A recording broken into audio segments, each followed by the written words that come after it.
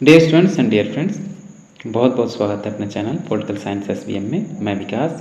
प्यारे दोस्तों, उम्मीद है कि आपकी पीजीटी पॉलिटिकल साइंस की तैयारी बेहतर दिशा में चल रही होगी और पूरे होशो हवास में इसलिए मैं कह रहा हूँ कि जो भी आपको पढ़ना है, आपको पता है कि आपको क्या पढ़ना है, और जो भी कंटेंट आपके पास है ईमानदारी से आपको रोज़ उसको पढ़िए। ठीक, आपको क्या पढ़ना है ऑलरेडी हम लोग एक अलग वीडियो में आपको बता चुके हैं, आप वहाँ से देख सकते हैं। और मैं कह रहा हूँ जो प्रीवियस ईयर क्वेश्चन पेपर है और जो एनसीईआरटी के जो चैप्टर्स हैं 11th-12th पॉलिटिकल साइंस के 9th-10th के, उस चैप्टर्स का जो विधिवत आप पढ़ लीजिए, उससे एक भी क्वेश्चन बाहर न जाए, वो कोई अछूता न रहे। फिर उसके बाद जो पॉलिटिकल थिंकर्स हैं या पॉलिटिकल थियरी है या जो इंटरनेशनल रिलेशन और थोड़ा सा पब्लिक एडमिनिस्ट्रेशन का जो इंट्रो है उसको पढ़ लीजिए।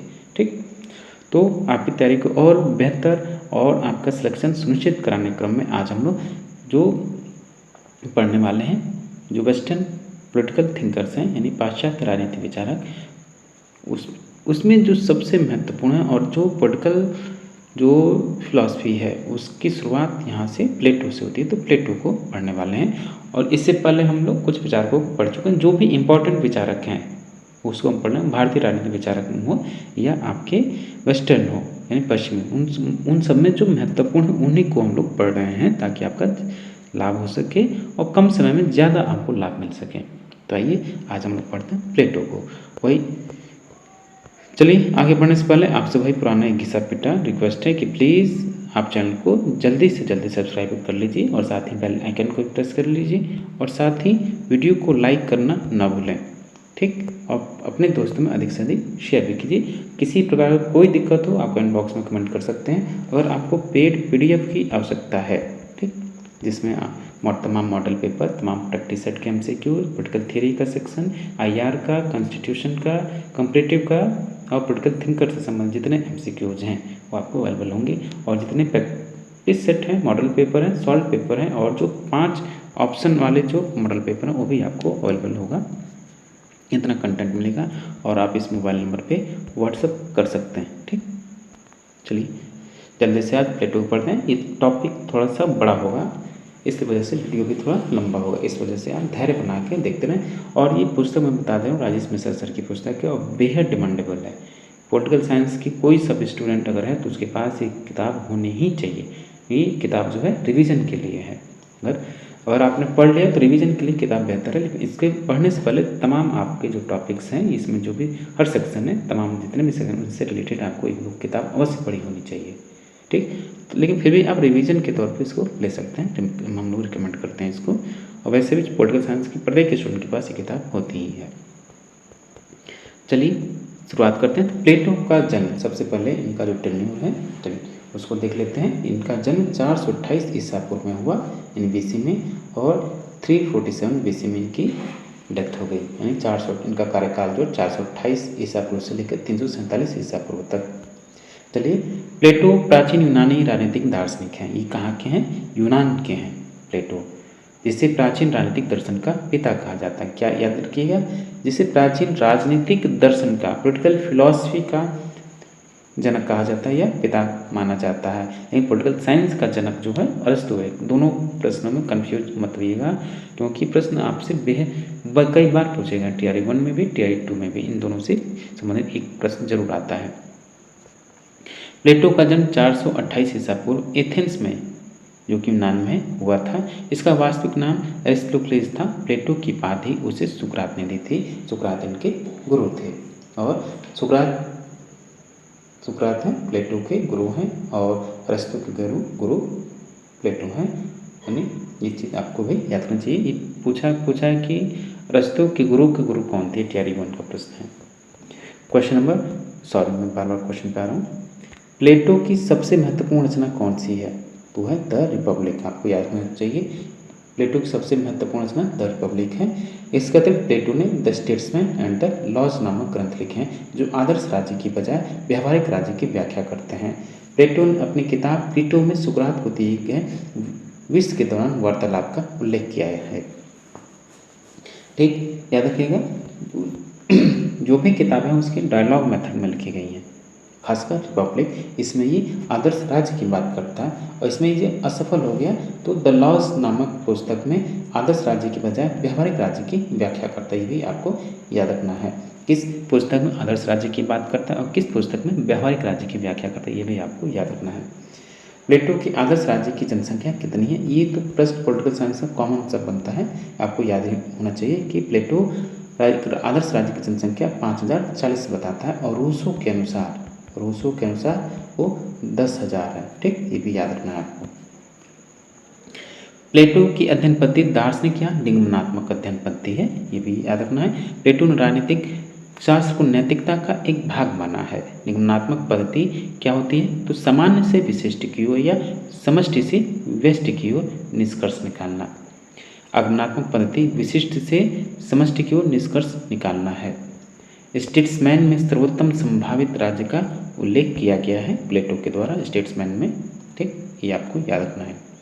लॉज में अपूर्ण मनुष्यों के बीच आदर्श शासन प्रणाली स्थापित करना संभव नहीं है। प्लेटो स्टेट्समैन में विधि के शासन की बात करता है। प्लेटो के अनुसार यूनानी नगर राज्य में 2 प्रकार के नगर राज्य पाए जाते हैं। कौन कौन से, चलिए पहले तो उनकी रचनाएं देख लीजिए जो महत्वपूर्ण रचना है। एक तो रिपब्लिक है, ये सारे के सारे संवादिनी डायलॉग मेथड में लिखे गए हैं। Republic, the Laws, the Symposium, Socratic dialogue, Timaeus, the Statesman, Meno, Phaedo, Apology और कॉल्जियस, प्लेटो की उसकी पुस्तक है। ठीक, तो आपको द लॉज, रिपब्लिक, स्टेट्समैन ये आपको याद रखना है और एपोलॉजी भी याद रखना है। ठीक, चलिए तो उसकी जो प्लेटो की चिंतन पद्धति है कौन सी है, कि प्लेटो ने अपनी अध्ययन पद्धति में द्वंद्वात्मक पद्धति का प्रयोग किया है। द्वंद्वात्मक पद्धति और विश्लेषणात्मक पद्धति, निगमनात्मक पद्धति के साथ कुछ अंशों में ऐतिहासिक पद्धति का भी प्रयोग किया है। याद रखिएगा, द्वंद्वात्मक पद्धति, विश्लेषणात्मक पद्धति, निगमनात्मक पद्धति और कुछ अंशों में ऐतिहासिक पद्धति का प्लेटो की अध्ययन चिंतन की विशेषता है। प्लेटो ने एकेडमी नामक शैक्षणिक संस्था की स्थापना 386 ईसा पूर्व में की। ठीक, प्लेटो के विद्यालय का क्या नाम था, एकेडमिक, और अरस्तु विद्यालय का क्या नाम था, लिसियम। ठीक, जिसे यूरोप का प्रथम विश्वविद्यालय होने का गौरव प्राप्त है, किसे, एकेडमिक को, जो कि प्लेटो के द्वारा 386 ईसा पूर्व में स्थापित की गई। एकेडमिक प्रवेश के लिए लेने के लिए गणित का ज्ञान होना आवश्यक था, यानी अगर आपको प्लेटो के विद्यालय में एडमिशन लेना है तो जरूरी है कि आप गणित और ज्यामिति शास्त्र में पारंगत हो, आपको ज्ञान होना चाहिए ज्यामिति और गणित का। उसके गेट के प्रमुख द्वार पर, विद्यालय के प्रमुख द्वार पर लिखा होता था, जो भी व्यक्ति गणित और ज्यामिति से अनजान है तो उनका प्रवेश यानी एकेडमिक प्रवेश वर्जित है। प्लेटो सुकरात का शिष्य था। वह सुकरात के इस विचार से अत्यधिक प्रभावित था कि सद्गुण ही ज्ञान है। ये भी कि किसका विचार है, प्लेटो का मूल विचार नहीं बल्कि उसके गुरु सुकरात का कि सद्गुण ही ज्ञान है। प्लेटो के अनुसार विचार, आइडिया जिसे आप कहते हैं, विचार समूचे संसार का मूल तत्व है एवं भौतिक दुनिया विचारों की छाया मात्र है, इसलिए यथार्थ विश्व विचारों की परछाई है। ठीक, उनके अनुसार विश्व के 2 प्रकार हैं, एक तो विचारों की दुनिया है और एक भौतिक व वास्तविक दुनिया है। तत्कालीन यूनानी युग में सत्य के संबंध में 2 प्रकार के विचार प्रचलित थे। पहला, हेराक्लिटस के अनुसार यह विश्व निरंतर परिवर्तनशील है, और दूसरा जो है पैरामेडिस के अनुसार कि सत्य सदैव स्थायी और अपरिवर्तनशील होता है। प्लेटो ने उपरोक्त दोनों विचारों के बीच सामंजस्य कर दिया। उनके अनुसार सत्य स्थायी होता है परंतु उसकी परछाई सदैव परिवर्तित होती रहती है। प्लेटो के चिंतन का मूल उद्देश्य एक आदर्श राज्य का निर्माण था, न कि तत्कालीन एथेंस और स्पार्टा जैसे राज्यों का अध्ययन करना। यानी जो उसका तत्कालीन लक्ष्य ये था कि एक आदर्श राज्य की स्थापना कैसे हो, एक राज्य के शासन व्यवस्था किस प्रकार संचालित की जाए, वहाँ की व्यवस्था किस प्रकार की होनी चाहिए, या किस प्रकार के राजा, किस प्रकार के सैनिक, या और तमाम कैसे होने चाहिए, इस आधार पर अपने राज्य की व्याख्या करता है। प्लेटो के अनुसार विचार तत्व होते हैं और विचार सभी चीज़ों के सार होते हैं तथा वस्तुएं विचारों का प्रतिबिंब होती हैं। प्लेटो का व्यक्ति के संबंध में विचार क्या था, प्लेटो ग्रीक युगीन विचारक था। ठीक, यूनान जो ग्रीक युगीन है उसका विचारक था प्लेटो। प्लेटो के अनुसार आत्मा ही व्यक्ति की पहचान है तथा हर आत्मा में 3 प्रकार के गुण पाए जाते हैं। यानी प्रत्येक व्यक्ति जो होता है अपनी आत्मा से उसकी पहचाना जाता है और प्रत्येक व्यक्ति की जो आत्मा होते हैं उसमें 3 विशेष रूप से गुण पाए जाते हैं। इसमें पहला गुण क्या है? विवेक, दूसरा साहस और तृष्णा। ठीक, आत्मा की 3 गुणों से समाज में 3 वर्गों का निर्माण हुआ। यानी विवेक से जो संबंधित लोग हुए, जिसमें विवेक की प्रधानता थी वो शासक कहलाए या दार्शनिक राजा, जिसमें साहस की प्रधानता थी वो सैनिक कहलाए या सैनिक गुणों से संबंधित हो तो सैनिक वर्ग में शामिल हुए, और तृष्णा की प्रधानता की वजह से वो उत्पादक वर्ग में शामिल हो गए। इसकी तुलना आप जो प्राचीन भारतीय के जो वर्ण आश्रम में वर्ण व्यवस्था उससे आप समझ सकते हैं। प्लेटो का प्रसिद्ध कथन है कि राज्य व्यक्ति का बृहद रूप है। जो राज्य है व्यक्ति का बृहद रूप है, यानी व्यक्ति का जो विशाल व्यक्तियों के गुणों से बना या व्यक्ति का मिला जुला के जो व्यक्ति हैं उनका मिला जुला रूप एक बृहद आकार बना लेता है, रूप बना लेता है, उसको राज्य कहता है। तो राज्य यानी व्यक्ति का बृहद रूप है। राज्य को अब यही आगे इसका आंगिक स्टेट या ऑर्गेनिक कंसेप्ट ये दे दिया। प्लेटो राज्य समाज में अंतर नहीं करता, याद रखिएगा, प्लेटो राज्य समाज में अंतर नहीं करता। वैसे तीनों वर्गों का समूह मानता है। किसको? राज्य समाज में तीनों वर्गों का किसका समूह? जो सैनिक वर्ग है, जो उत्पादक वर्ग है और ठीक, और जो शासक वर्ग, तीनों वर्गों का समूह है राज्य। प्लेटो के अनुसार प्रत्येक वर्ग को अपनी आत्मा के गुण के अनुसार ही कार्य करना चाहिए। यह प्लेटो का न्याय सिद्धांत है। यानी प्लेटो का जो न्याय सिद्धांत क्या है कि प्रत्येक व्यक्ति या प्रत्येक वर्ग अपने आत्मा के जो प्रधान गुण यानी अपने प्रधान गुणों के आधार पर, विशेष गुणों के आधार पर कार्य करना चाहिए और किसी दूसरे के वर्ग में कार्य में हस्तक्षेप नहीं करना चाहिए। यही उसका न्याय का बेसिक कंसेप्ट है। अगला है, देखिए कि इन वर्गों के निर्धारण के लिए प्लेटो शिक्षा व्यवस्था की बात करता है। प्लेटो के पूरे दर्शन में शासन व्यवस्था को एक कला माना गया है। राजा को सामाजिकता से दूर कर उसे सांसारिक जगत से दूर कर साम्यवाद की स्थापना का प्रयास किया गया है। शिक्षा एवं साम्यवाद द्वारा स्थापित राज्य न्यायपूर्ण होगा। ठीक, प्लेटो के अनुसार कोई धोबी, मोची या नाई राजा नहीं हो सकता। ये कौन कहता है? कि प्लेटो कहता है कोई धोबी, मोची, नाई राजा नहीं हो सकता। इस आधार पर इसकी आगे बहुत आलोचना हुई। प्लेटो के राज्य का विचार क्या है? राज्य की प्रकृति क्या है? राज्य संबंधी प्लेटो के क्या विचार हैं?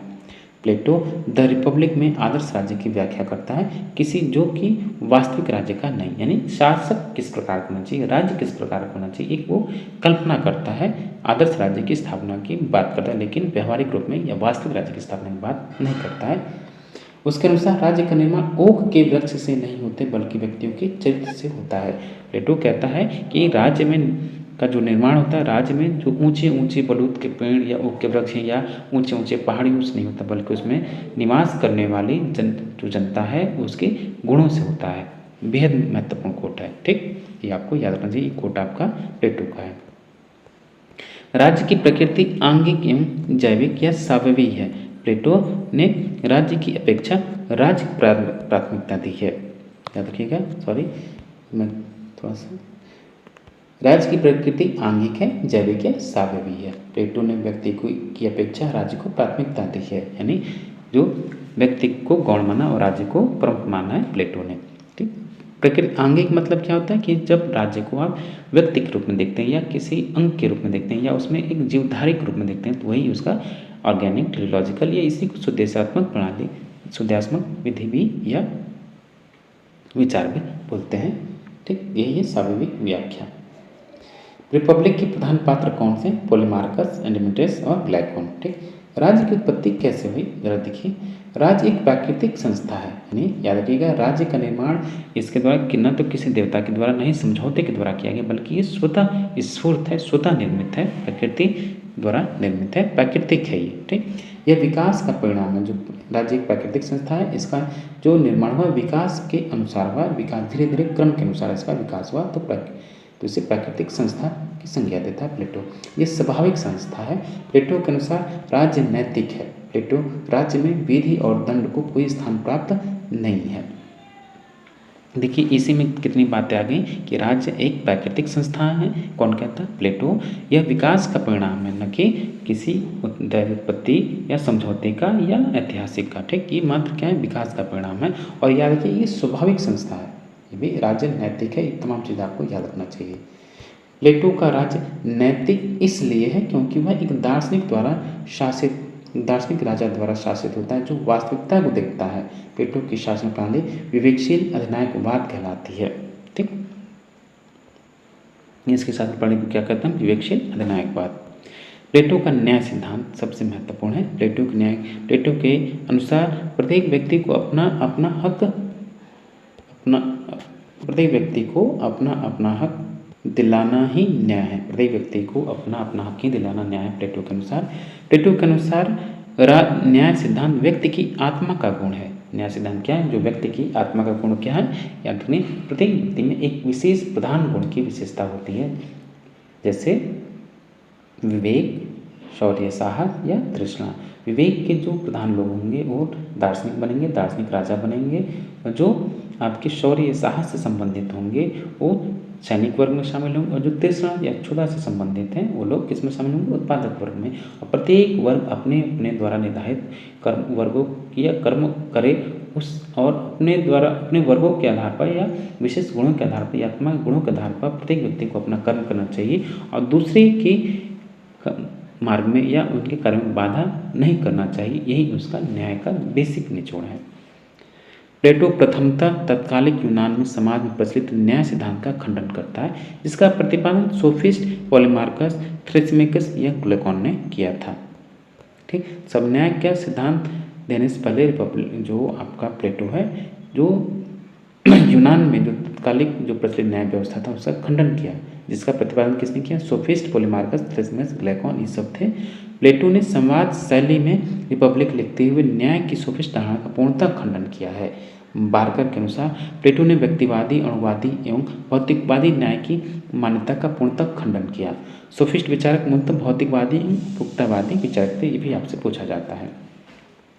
सोफिस्ट विचारकों में सिफालिस के अनुसार सत्य बोलना और ऋण चुकाना ही न्याय है। एक कैफिलास नहीं, सिफालिस है, याद रखिएगा, मिसप्रिंट है। तो सिफालिस के अनुसार सत्य बोलना और ऋण चुकाना ही न्याय है। प्लेटो ने इस मान्यता का खंडन किया तथा प्लेटो के अनुसार सत्य का पूर्ण ज्ञान परंपराओं प्रथाओं से प्राप्त नहीं होता है, लेकिन प्रत्येक परिस्थिति में सत्य बोलना न्यायपूर्ण नहीं हो सकता। यानी सिफालिस जो कहता है कि सत्य बोलना और ऋण चुकाना ही न्याय है, तो प्लेटो ये कहता है कि सत्य बोलना, हर परिस्थिति में सत्य बोलना और ऋण चुकाना न्याय नहीं है। ठीक, वो कभी कभी अन्याय हो जाता है। फिर पॉलीमार्कस के अनुसार क्या कहता है? पॉलीमार्कस क्या कहता है? शत्रु के साथ शत्रु एवं मित्र के साथ मित्रता ही न्याय है। प्लेटो के अनुसार न्याय की संकल्पना व्यक्तिवादी चिंतन पर आधारित है, जिसमें व्यक्ति को अपने स्वार्थ के आधार पर कार्य करते हैं। ठीक, प्लेटो के अनुसार स्वार्थ के आधार पर कार्य करना न्याय नहीं है, जबकि अपने नैतिक दायित्वों का पालन करना न्याय है। अब आइए थ्रेसिमेकस क्या कहता है कि न्याय की आमूलवादी धारणा प्रस्तुत करते हुए, ठीक, थ्रेसिमेकस कहा कि शक्तिशाली व्यक्ति का हित ही न्याय है, अतः शासकों का स्वार्थ एवं भलाई ही न्याय है। थ्रेसिमेकस क्या कहता है? शक्तिशाली का हित ही न्याय है, अतः शासकों का स्वार्थ एवं भलाई ही न्याय है, जबकि प्लेटो के अनुसार समूचे समाज की भलाई ही न्याय है, किसी व्यक्ति विशेष वर्ग मात्र का नहीं। ठीक, प्लेटो के अनुसार, अब आइए, प्लेटो के अनुसार शक्तिशाली व्यक्ति की बजाय न्यायपूर्ण व्यक्ति का महत्व ज़्यादा है, अतः एक अन्यायी व्यक्ति की बजाय एक प्रसन्न व्यक्ति का महत्व ज़्यादा है। ग्लूकोन के अनुसार न्याय क्या है? तो न्याय मनुष्यों की परस्पर समझौते का परिणाम है। उनके अनुसार न्याय अशक्त व्यक्तियों की आवश्यकता है। ग्लूकोन की मान्यता हॉब्स के समान प्रतीत होती है। प्लेटो ने इस मान्यता का भी खंडन करते हुए कहा है कि न्याय बाह्य नहीं बल्कि आंतरिक होता है। ठीक, ये कृत्रिम रूप में निर्मित नहीं हो सकता, जबकि मानव आत्मा की शर्त है, इसका निर्माण शिक्षा के द्वारा ही संभव है। न्याय के कितने आयाम हैं? न्याय के कितने दो पहलू हैं? एक तो व्यक्तिगत स्तर पर और एक सामाजिक स्तर पर। ठीक, तो व्यक्तिगत स्तर पर न्याय क्या है? आत्मा के 3 गुणों में सामंजस्य ही न्याय है। साहस, वासना, विवेक द्वारा निर्देशित होते हैं। सामाजिक स्तर पर न्याय क्या है? समाज के 3 वर्गों द्वारा अपने कर्तव्यों का निष्पादन करना और तथा दूसरे कार्य में हस्तक्षेप नहीं करना ही न्याय है। ठीक, प्लेटो के विचार की केंद्रीय रचना किस पर? द रिपब्लिक है, जिसका उपशीर्षक न्याय से संबंधित बेहद महत्वपूर्ण है। बार बार पूछा जाता है प्रश्न कि रिपब्लिक का उपशीर्षक क्या है? तो उपशीर्षक क्या है? कंसर्निंग जस्टिस, यानी न्याय से संबंधित है। प्लेटो का न्याय कर्तव्य पर आधारित है, जबकि आधुनिक न्याय की संकल्पना अधिकारों पर आधारित है। ये भी आपको याद रखना है। प्लेटो के न्याय का उद्देश्य समाज के 3 वर्गों में सामंजस्य स्थापित करना है, जबकि आधुनिक न्याय व्यक्ति के अधिकारों की रक्षा पर आधारित है। प्लेटो का न्याय नैतिकता से परिचालित होता है, जबकि आधुनिक न्याय विधि द्वारा परिचालित होती है। प्लेटो के विचार में स्वतंत्रता, समानता या अधिकार की कोई संकल्पना नहीं है। ठीक, ये तीनों का नहीं है, ये तो आधुनिक युग की देन है। ठीक, प्राचीन में नहीं था।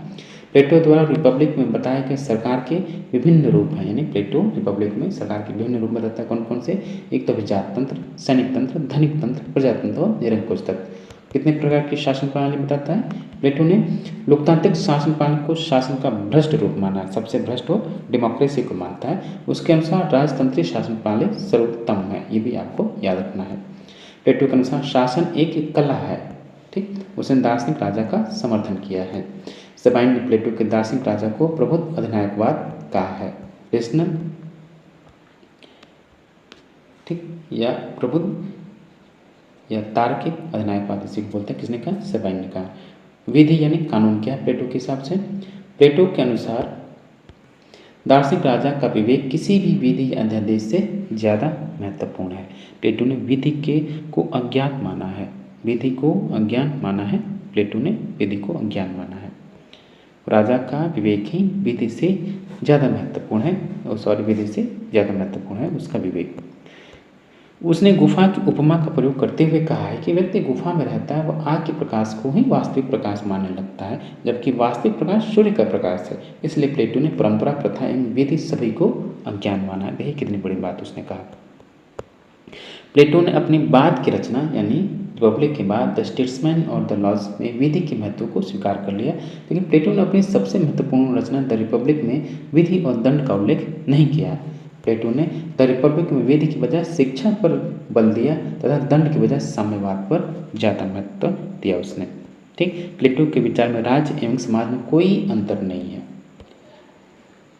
ठीक, इसलिए प्लेटो के विचार में संप्रभुता का विचार भी नहीं पाया जाता है, यानी प्लेटो के विचार में संप्रभुता का सिद्धांत नहीं है। बार्कर के अनुसार प्लेटो की शिक्षा प्रणाली उसके न्याय सिद्धांत का तार्किक परिणाम है।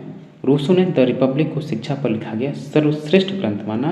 ठीक, ये भी बेहद महत्वपूर्ण है। इससे इतना ज़्यादा रूसो प्रभावित हुआ कि एक नई किताब लिख दी, द इमाइल, जो कि शिक्षा से संबंधित थी।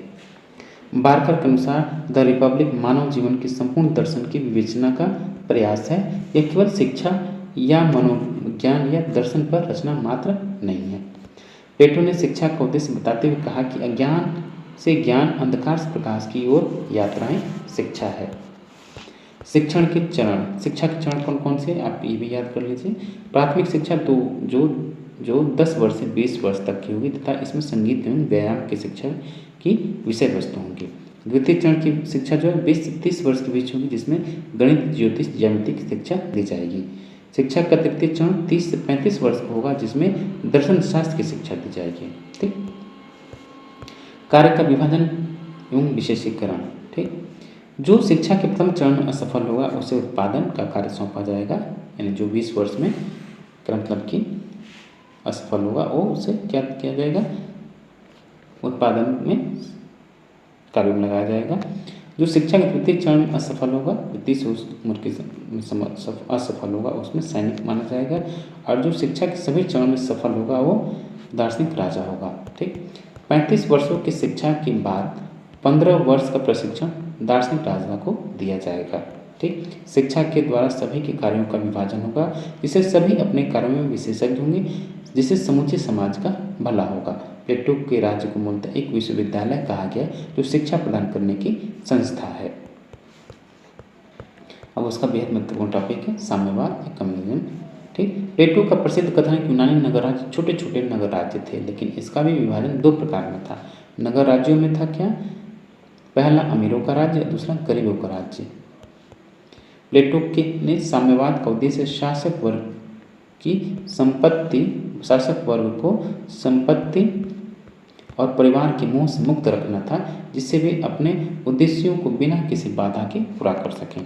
ठीक, वो शासक वर्ग को, सैनिक वर्ग को संपत्ति और परिवार के मोह से दूर रखना चाहता है, या उनके मोह से मोह भंग कर दिया ताकि ये अपने कार्य को सही तरीके से पूरी ईमानदारी लगन के साथ कर सकें। प्लेटो ने स्पार्टा के अनुभव से परिवार तथा संपत्ति के साम्यवाद का सिद्धांत दिया। कहाँ से ग्रहण किया था इसने? तो स्पार्टा के राज्यों से। प्लेटो के अनुसार दार्शनिक राजा या सैनिकों को अपनी निजी संपत्ति रखने का कोई अधिकार नहीं। किसको? सैनिक और दार्शनिक राजा को अपनी निजी संपत्ति रखने का कोई अधिकार नहीं है। इन दोनों वर्गों को अपनी पत्नियों को भी रखने का अधिकार नहीं होगा, अतः इनका अपना परिवार नहीं होगा। आधुनिक साम्यवाद और प्लेटो के साम्यवाद में क्या अंतर है? जरा देखिए, प्लेटो का साम्यवाद और आधुनिक साम्यवाद में यह पूरे समाज पर लागू होता है। प्लेटो का साम्यवाद पूरे समाज पर लागू नहीं होता है। तो किस किस पर? शासक और सैनिक वर्ग पर लागू होता है, बल्कि तो ये आपके जो उत्पादक वर्ग है उस पर लागू नहीं होता है। आधुनिक साम्यवाद ये पूरे समाज पर एक साथ लागू होता है और प्लेटो का साम्यवाद ये पूरे राज्य को सशक्त बनाना चाहता है और आधुनिक साम्यवाद ये वर्ग विहीन राज्य विहीन समाज की कल्पना करता है। यह नैतिक साम्यवाद की स्थापना करता है। प्लेटो का साम्यवाद जो कि कल्पना पर आधारित है और आधुनिक साम्यवाद यह तार्किक साम्यवाद का समर्थन, ये आर्थिक साम्यवाद का समर्थन करता है। मैक्सी ने प्लेटो को पहला कल्पनालोकी विचारक कहा था। ये कोड बेहद महत्वपूर्ण है। किसने प्लेटो को पहला कल्पनालोकी विचारक क्या कहा या स्वप्नलोकी विचारक कहा? यूटोपियन फिलोसफर किसने कहा? सबसे पहले मैक्सी ने कहा प्लेटो को।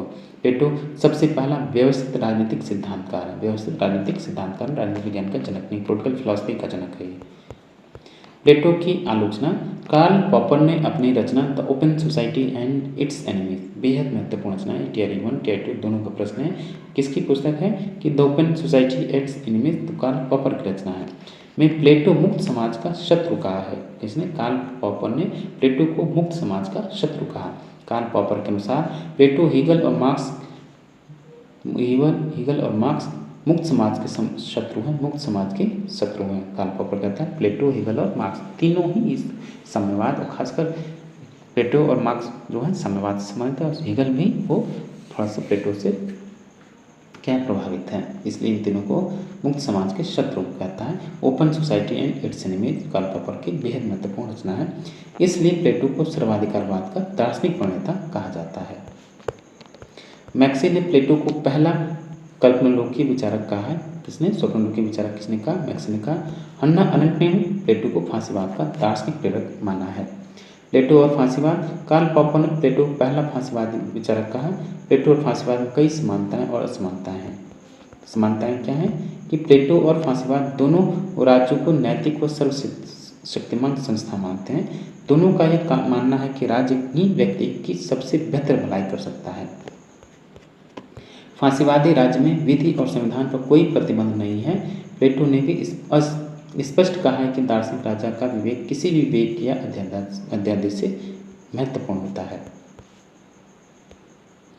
प्लेटो व फांसीवादी विचारधारा लोकतंत्र के घोर विरोधी करते हैं।